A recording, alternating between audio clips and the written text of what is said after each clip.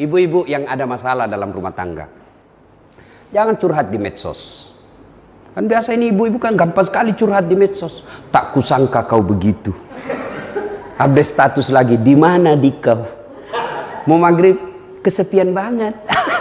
Pret. Rabbi shrah li sadri wa yassir li amri. Sedekah bagi seorang dai, ilmunya. Sedekah bagi seorang jurnalis, beritanya. Dengan catatan, berita itu harus betul-betul mengandung kemaslahatan. Bukan kebenaran saja, kemaslahatan. Inilah kemudian muncul kita dalam Islam disebut yang perlu dipegang para jurnalis. Likulli maqam maqal wa likulli maqal maqam. Setiap tempat ada bahasa yang cocok untuk tempat itu, dan setiap bahasa ada tempat yang cocok untuk bahasa itu. Ini yang harus dipedomani. Karena kalau tidak, maka berita yang kita sampaikan itu akan ditanggung dunia sampai di akhirat. Dan ketika di akhirat, Bapak pergi cari orang yang pernah Bapak fitnah. Beritanya disebar hanya karena kebencian. Akhirnya kalah dalam pilcaleg. Padahal sudah habis uangnya 4 miliar. Bapak pergi cari itu yang Bapak sebarkan fitnah. Mencari istri di Tanah Abang. Satu Tanah Abang saja, Pak. Dari pagi sampai maghrib tidak ketemu. Bagaimana pula nanti di padang mahsyar, seluruh manusia dikumpul, Bapak disuruh pergi cari orang yang pernah Bapak fitnah. Dan pada saat itu ketika Bapak mencari, bukan jalan sambil pakai jaket. Bapak jalan sambil membawa barang yang pernah Bapak ambil secara tidak hak. Misalnya mejanya Media Group, Bapak ambil bawa ke rumah, disuruh pikul itu. Lewat anak buah kita, wih pantas sila meja, ternyata Bapak yang ambil. Nah, ini Bapak Ibu Saudara-saudara. Mari sedekahlah. Bapak sebagai profesi jurnalis, sedekahlah dengan berita yang membangun kemaslahatan. Bapak punya rezeki, sedekahlah dengan rezeki kita. Rezekah. Di Sulawesi Selatan, Pak Don, ada namanya Andi Sose. Andi Sose. Bapak pasti pernah kenal. Itu ya meninggal hampir, kalau saya tidak salah 99 tahun umur beliau wafat. Ya, tokoh veteran. Itu beliau meresmikan, sebelum wafat, beliau meresmikan masjid yang ke-165. Jadi kalau Bapak Ibu pergi ke Sulawesi Selatan, melihat ada masjid tertulis Masjid 45, itu beliau yang bangun. Dan beliau kalau bangun tidak mau dibantu. Saya bangun dari A sampai Z, kau tinggal nikmati berjamaah. 165 masjid beliau bangun. Dan sampai akhir hayat beliau tidak pernah bangkrut, dan tidak pernah kita dengar sakit. Padahal usia lebih 90 tahun, sehat walafiat. Paling yang kita dengar, baru lagi menikah. Itu aja sering didengar. Kenapa? Baru menikah, anak SMA lagi diperistrikan. Itu Pak. Saya serius ini. Jadi bapak-bapak kalau cita-cita mau nikah lagi Pak, jangan pelit. Ada yang suka orang pelit. Apa mau kawin lagi? Nah Bapak pelit sekali. Nggak, bersedekahlah. Ada yang sakit, sedekah. Ibu-ibu, ada yang suaminya mulai lain-lain. Dalam arti, ya curiga selingkuh. Ciri-cirinya laki-laki yang selingkuh itu, kalau selama ini jarang pakai parfum, tiba-tiba setiap mau keluar pakai parfum. Kalau perlu pengharum ruangan pun dia semprot. Sudah patut dicurigai. Dan paling mencurigakan kalau terima SMS dalam kamar mandi, sudah 90. Sudah patut dicurigai itu. Makanya saya ditanya, Pak Mirdal, saya ditanya di Sulawesi, Ustadz, bagaimana supaya suami itu berhenti pembohong? Saya bilang gampang. Apa doanya Ustadz? Nggak usah kau berdoa Bu. Apa? Berhenti kau tanya. Selama ibu tidak tanya lagi dia tidak akan berbohong. Itu rumusnya. Semakin ibu sering menanyanya, maka semakin sering dia berbohong. Kenapa? Karena kalau kita jujur, ibu marah, ya lebih baik kita bohong. Ya kan? Berhenti dia. Selama dia berhenti ditanya, maka dia akan jujur. Tidak bohong lagi. Sama, bagaimana kita tidak bohong? Kita jujur. Dia marah. Apalagi kalau bohong, ya sudahlah. Yuk Bapak, saudara-saudara sekalian. Nah, kita lanjut. Ibu-ibu yang ada masalah dalam rumah tangga, jangan curhat di medsos. Kan biasa ini ibu-ibu kan gampang sekali curhat di medsos. Tak kusangka kau begitu. Update status lagi, di mana di kau?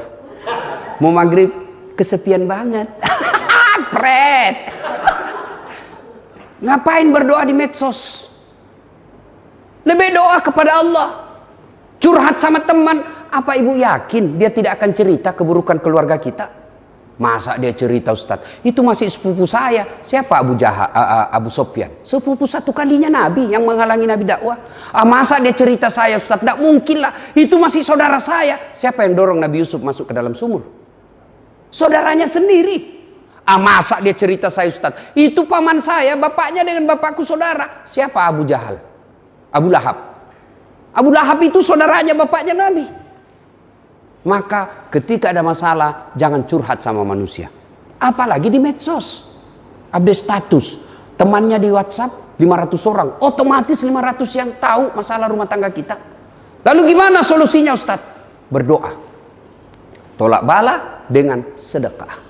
Selesai berdoa. Berdoa tidak harus bahasa Arab. Daripada ibu berdoa pakai bahasa Arab tidak ngerti, bingung malaikat.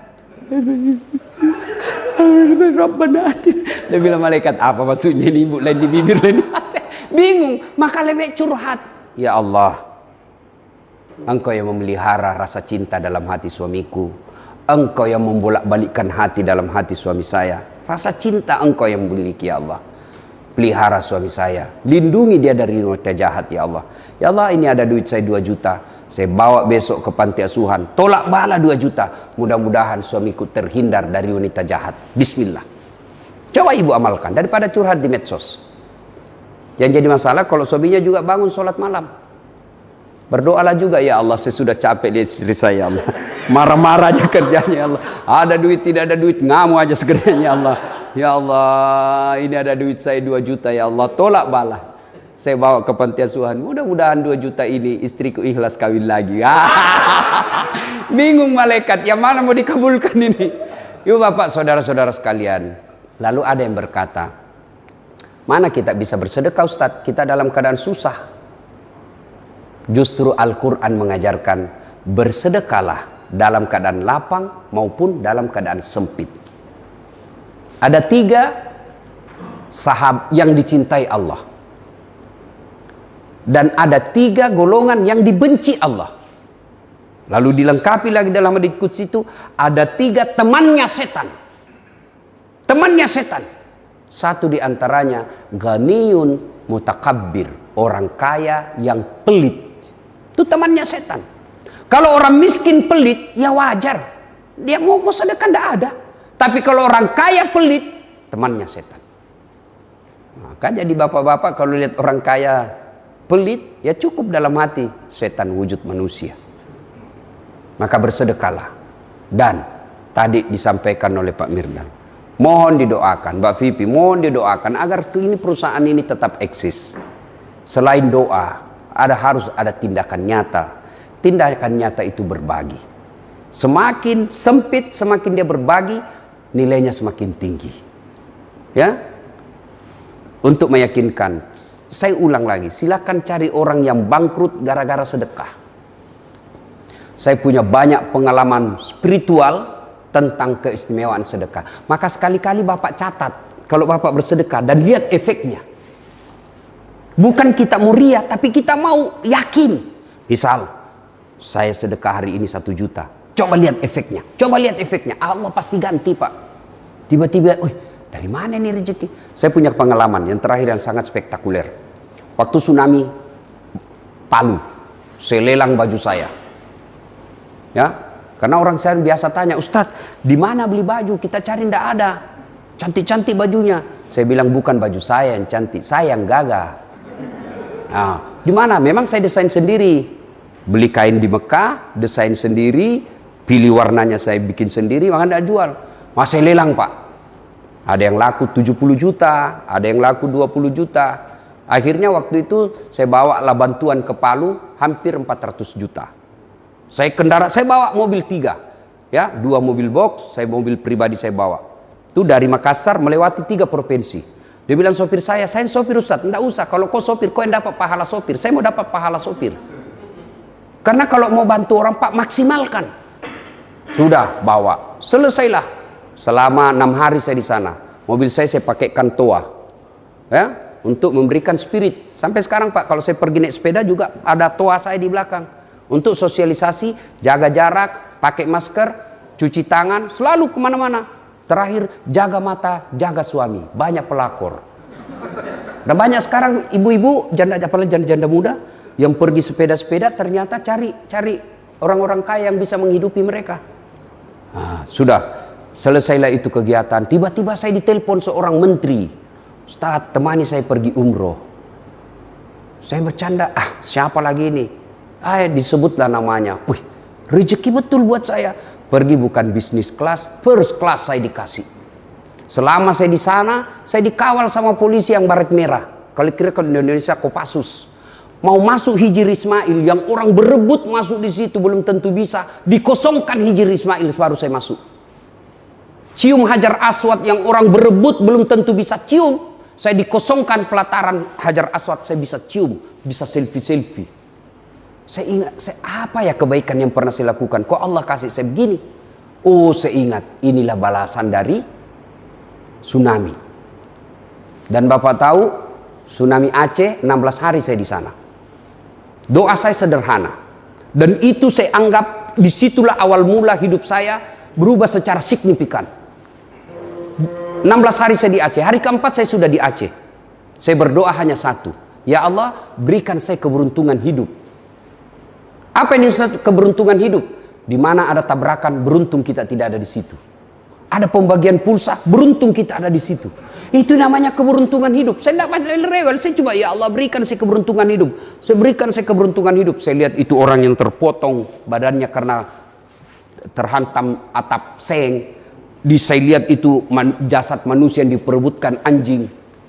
16 hari saya di sana Pak. Nah setelah pulang dari situ, saya catat betul-betul hidup saya yang sangat signifikan perubahannya. Saya diangkat jadi dosen. Waktu itu orang semua tidak yakin. Saya bilang mana, saya tidak ada yang ngurus saya. Unhas yang minta. Saya jadi dosen. Saya bisa pergi haji. Haji gratis.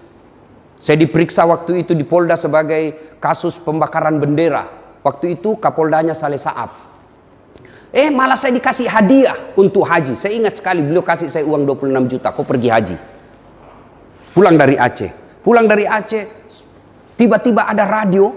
Sahabatnya Pak Sahrul. Radio namanya Celebes FM. Minta saya dikontrak untuk ceramah setiap menjelang maghrib. Satu-satunya radio berita yang ada di Makassar. Mulai dari dikenal saya di publik Makassar. Dan itu semua berawal dari membantu sesama manusia. Maka ketika ada musibah, bantu orang. Bantunya tidak harus materi. Bantu dengan otak, bantu dengan tenaga, bantu dengan materi kalau mampu, bantu dengan kamera kalau kita mampu, bantu dengan medsos kalau kita mampu. Semua tidak punya otak, tidak punya tenaga, tidak punya medsos. Bagaimana cara bantunya? Kau diam saja. Jangan malah cerita, sebarkan hoax. Itulah bantuan kita. Dan orang yang baik bukan yang hitam jidatnya gara-gara sholat. Bukan Senin Kamis dia puasa. Bukan tahajud tiap malam. Bukan 30 kali khatam dalam sebulan. Tapi kata Nabi, khairun nas anfa'uhum linnas. Sebaik-baik manusia di antara kalian adalah yang paling banyak manfaatnya buat orang lain. Allah memilih Bapak Ibu sekalian untuk bekerja di kantor ini. Tentu ada pertimbangan yang Allah berikan. Pak Don Bosco, Pak Mirdal diberikan amanah oleh Allah. Tentu Allah memilih Bapak karena Allah melihat ada nilai plus. Dan yakin nilai plus itu nanti di akhirat akan diminta tanggung jawabnya. Selagi umur masih ada, napas masih keluar masuk, manfaatkan yang Allah berikan itu untuk membantu sesama manusia. Dan insya Allah urusan dunia Allah yang bantu kita. Kecil buat Allah. Kecil buat Allah kasih mobil. Kecil buat Allah kasih rumah. Kecil buat Allah kasih deposito. Allah cuma minta jadilah manusia yang bermanfaat, maka saya yang selesaikan semua urusanmu. Begitu janji Allah dalam Al-Quran. Semoga ada manfaat. Selamat ulang tahun, panjang umur, terus menjadi manfaat buat orang-orang yang berada di bawah Bapak Ibu. Amin. Sebelum kita akhiri, mari kita berdoa. Semoga perusahaan kita ini selalu dalam lindungan Allah Subhanahu wa Ta'ala. Kita awali dengan mengirimkan suratul Fatihah kepada Rasulullah Muhammad SAW. Khasiat dan keutamanya kita ikhlaskan untuk Bapak Haji Surya Paloh yang telah memberikan pekerjaan kepada kita dengan izin Allah tentunya. Mudah-mudahan suratul Fatihah ini Allah panjangkan umur beliau. Ila hadratin Nabi Mustafa Muhammad sallallahu alaihi wasallam, summa hususil Haji Surya Paloh. Al-Fatihah.